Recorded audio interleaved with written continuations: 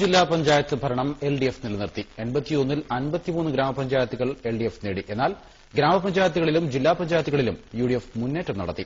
Block പഞ്ചായത്തിൽ LDF വ്യക്തമായ ആധിപത്യം നേടി. ജില്ലയിലെ 16 ഗ്രാമപഞ്ചായത്തുകളിൽ എൽഡിഎഫിന് പ്രതിപക്ഷമില്ല.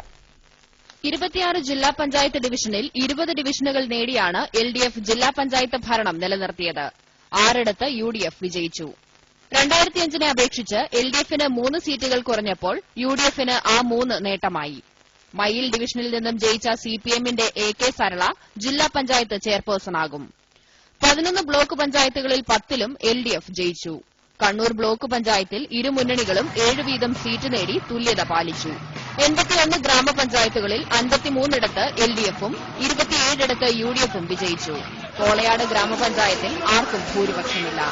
2005-മായി താരതമ്യം ചെയ്യുമ്പോൾ എൽഡിഎഫ് ഭരണത്തിലിരുന്ന ഗ്രാമപഞ്ചായത്തുകളുടെ എണ്ണം 60-ൽ നിന്ന് 53ആയി കുറഞ്ഞു. യുഡിഎഫ് 6ഇടത്ത് അധികം വിജയിച്ചു. എൽഡിഎഫ് കണ്ണൂരിൽ ആധിപത്യം നേടിയെങ്കിലും ആകെ വിശകലനം ചെയ്യുമ്പോൾ ഗ്രാമപഞ്ചായത്തുകളിലും ജില്ലാ പഞ്ചായത്തുകളിലും യുഡിഎഫിന് നേട്ടമുണ്ടാക്കാൻ കഴിഞ്ഞു. 2005-ൽ നേടിയതുപോലെ മയ്യിൽ, മലപ്പട്ടം തുടങ്ങി 16 ഗ്രാമപഞ്ചായത്തുകളിൽ എൽഡിഎഫിന് പ്രതിപക്ഷമില്ല.